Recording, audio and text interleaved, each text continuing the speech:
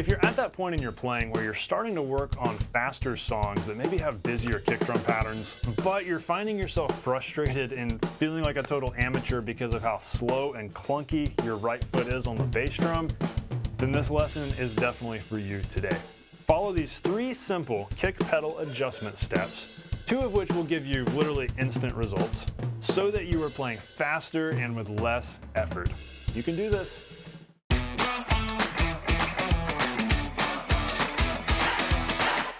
Hey, welcome to the Non-Glamorous Drummer. I'm so glad you're hanging out with me today. I help beginner and intermediate drummers become the musicians that others actually want to play with and have in their bands. And we do this by teaching you the core skills, the non-glamorous skills that get you results faster.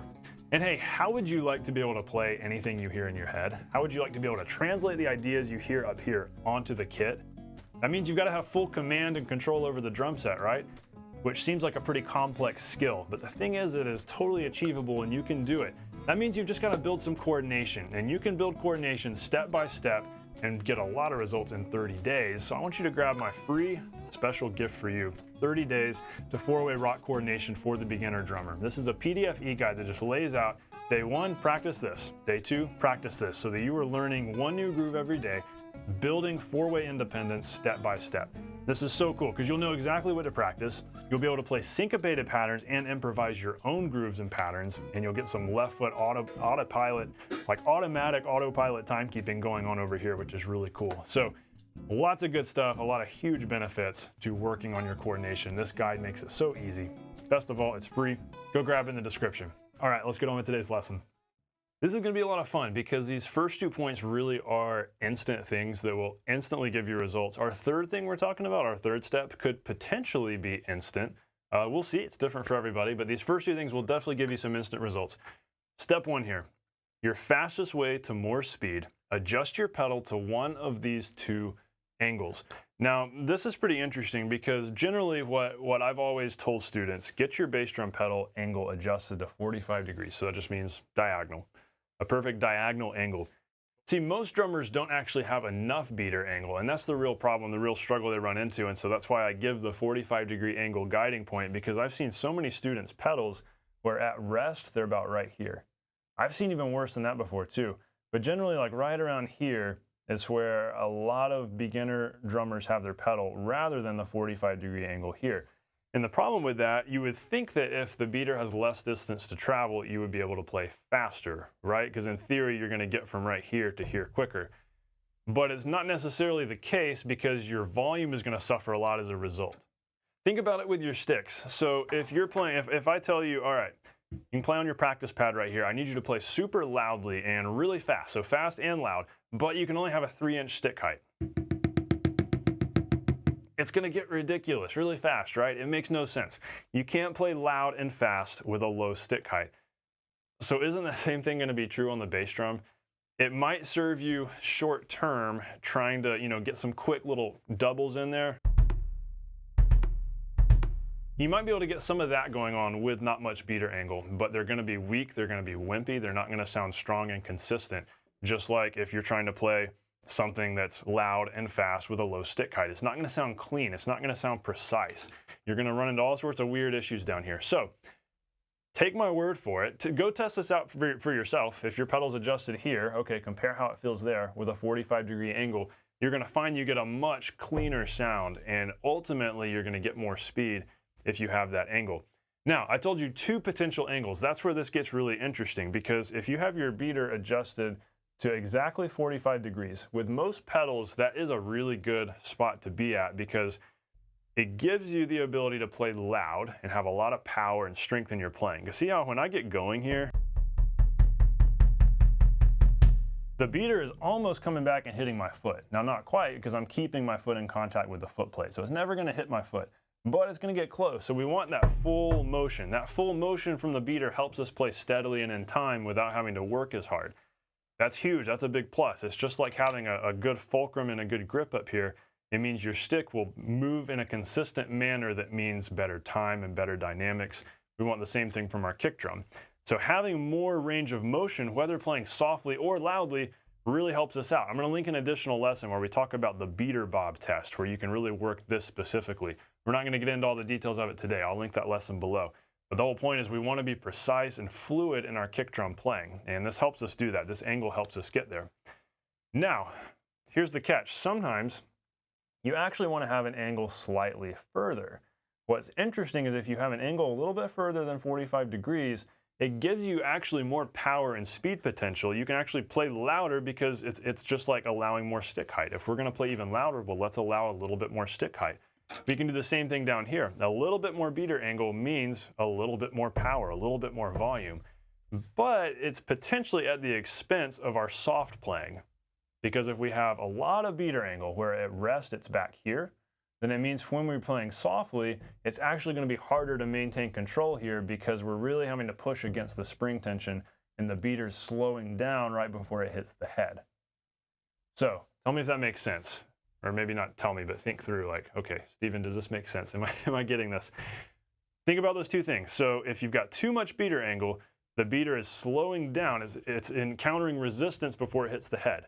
That doesn't matter if you're playing really loud. But if you're trying to play softly, that's going to be a problem.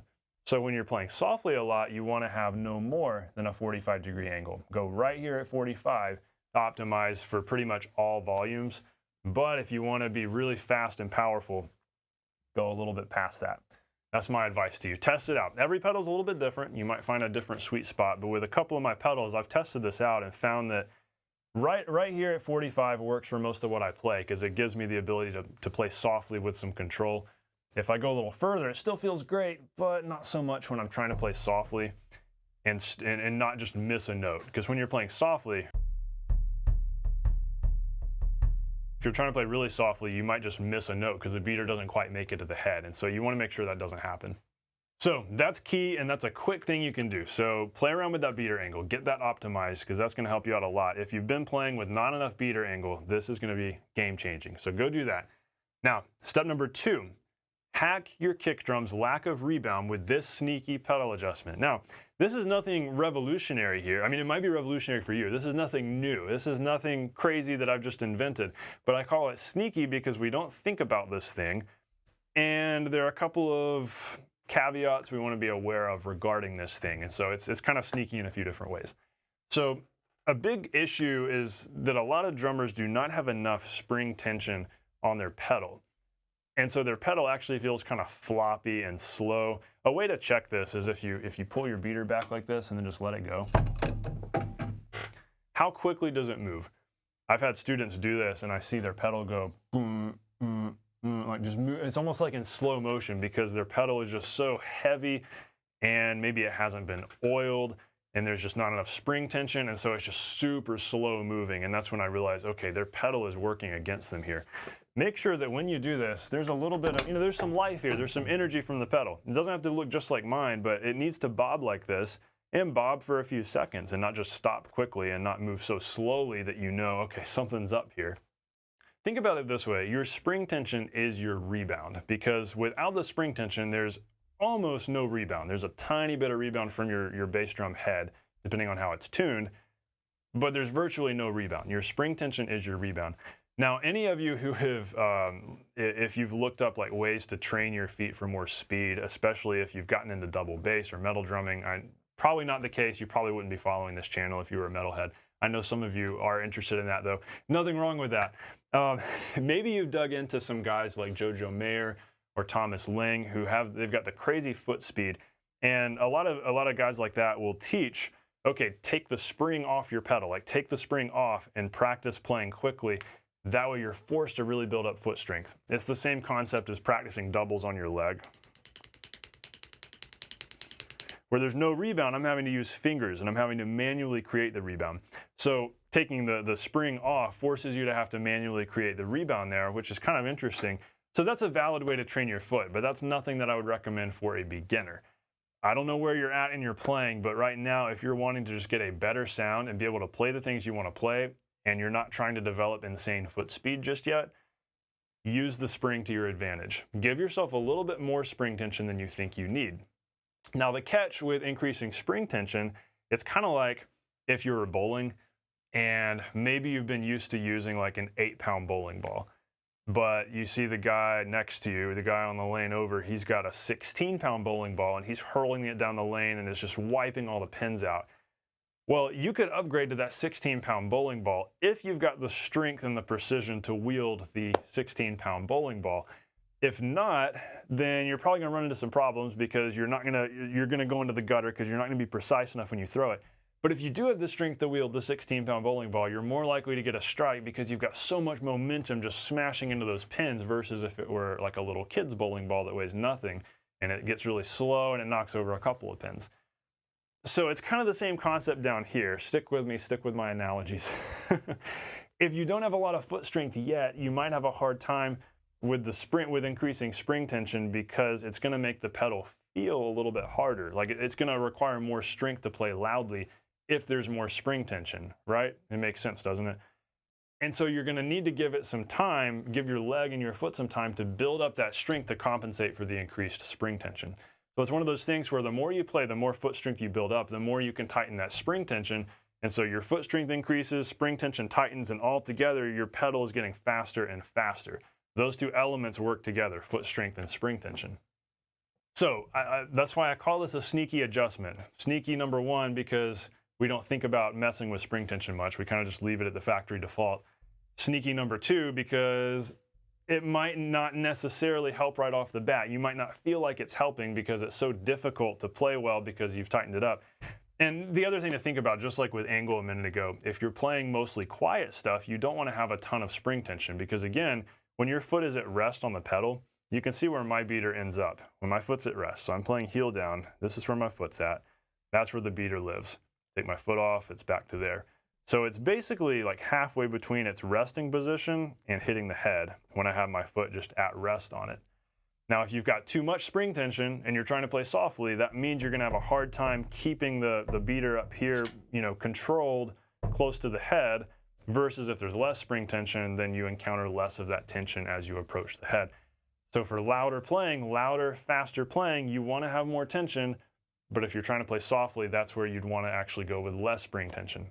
So when it comes down to it, experiment. Don't be afraid to experiment. Tighten your spring tension, how does it feel? Loosen it back up, how does it feel? Because there's no way for me to communicate exactly how much spring tension I have. I can't just show you like a number down here. You can't even look at my spring and really see what the tension is. You can't feel my pedal through the video screen, it's too bad. So I can't really tell you. And so that's why I have to tell you all these things to help you land on your own answer to this. And ultimately you just have to experiment, see what feels best. Adjust your spring, play some quietly. How does that feel? Okay, get loud. How does that feel? You will land on a sweet spot. Just be patient. And just as a bonus, if your pedal is feeling stiff, if you do this right here, and instead of it bouncing quickly and lively like that, if it's like it's going really slow and it's like creaking or something, you know you need to oil it up. So get some dry lubricant.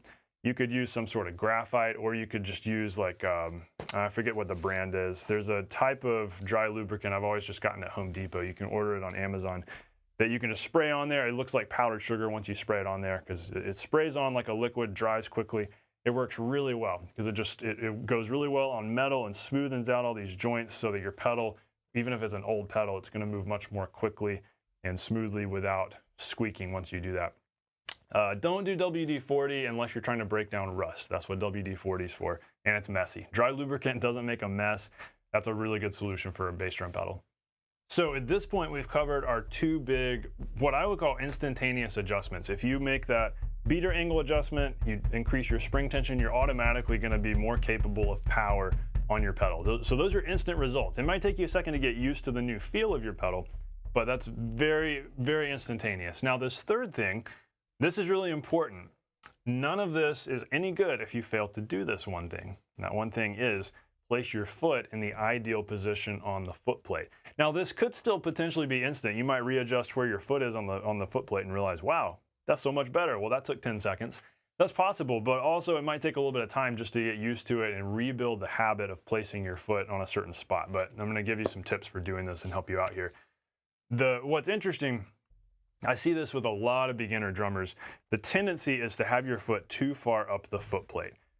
I was guilty of this for years. I did this for so long, and I tore up shoes because my shoe was running into the chain and like running into the spring. Like, look at this. I would destroy my favorite house shoes here if I let my foot go all the way up here. But that's what I was doing because I felt like it gave me more speed. Now, in a way, it does, because think about this with your stick. If you're doing a super low stick height and you're playing softly,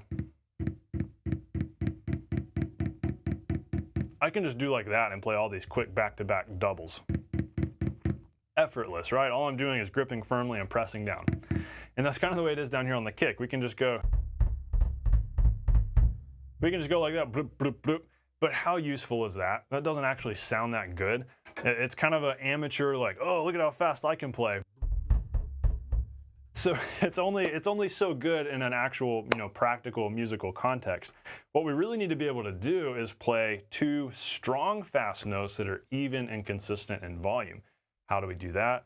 By allowing some beater distance. Just like with our sticks, we can play softly with a lot of stick height.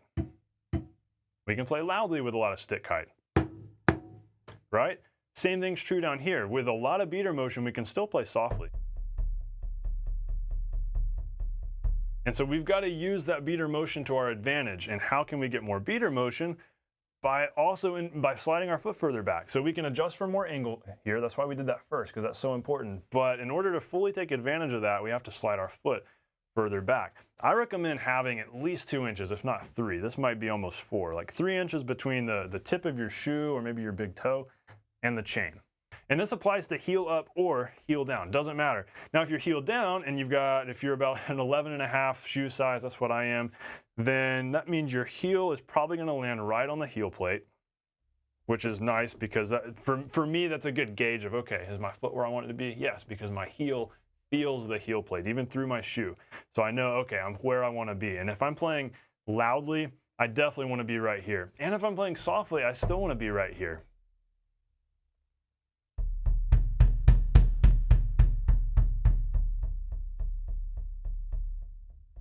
Now, if I were playing super soft, I think I could get away with being a little further up.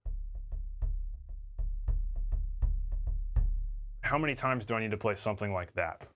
Maybe that could come up in a song, but most of the time, I want to be right here. Because that right there is still relatively soft. That would be like a soft medium. And if I'm getting loud, then I especially want to give myself a little bit more distance there. It's just like with where you're gripping the stick. We talked about this in a recent lesson. If you're gripping here, then it's going to be harder to get really loud. But if you're gripping down here, suddenly you have more potential motion. You've got more throw. So we want to optimize that from our pedal. So we can increase the spring tension, increase the beater angle, but if we haven't adjusted our foot to really allow us to tap into the power there that we've set up for ourselves in the pedal, then we're not really going to take advantage of that, and our pedal's going to be trying to work for us, but now we're going to be working against ourselves. So we don't want to work against ourselves here. We want to make sure that we're allowing this full motion and we're sitting in the right spot here with our foot. Speaking of sitting in the right spot, so that's the big tip I want to give you here, because if you're heel down, you adjust to here, you might be like, well, Steven, now that I've adjusted to here, it's a lot harder to lift my foot up because now my heel is closer to me, right? If you're further out, it's easier to go like this the further away your foot is. So what you've got to do, especially if you're tall, get used to doing this, slide your kick drum further out. Every time I sit down at a house kit, I almost always have to readjust this because the drummer who was there before me was 6 inches shorter. I'll have to take the kick drum and just slide it out. Or slide the throne back and pull the drums and the cymbals toward me so that my leg has more room. Because playing heel down and being 6'4", I've got to have plenty of leg room here. That was the big adjustment I had to make. When I went from playing up here to playing here, it felt like a very difficult shift to make until I just sat further back. When you sit further back, it suddenly feels natural to be here. You'll also reduce knee pain. Things will feel more fluid and precise and articulate. You'll have more power, more dynamic capability. All these good things will happen when you allow yourself space and you've got your foot in the right place on the pedal.